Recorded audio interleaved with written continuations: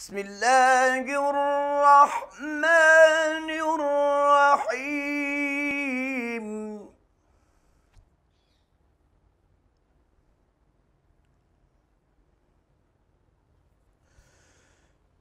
أرأيت الذي يكذب بالدين فذلك الذي يدع اليتيم ولا يحض على طعام المسكين فويل للمصلين الذين هم عن صلاتهم ساهون.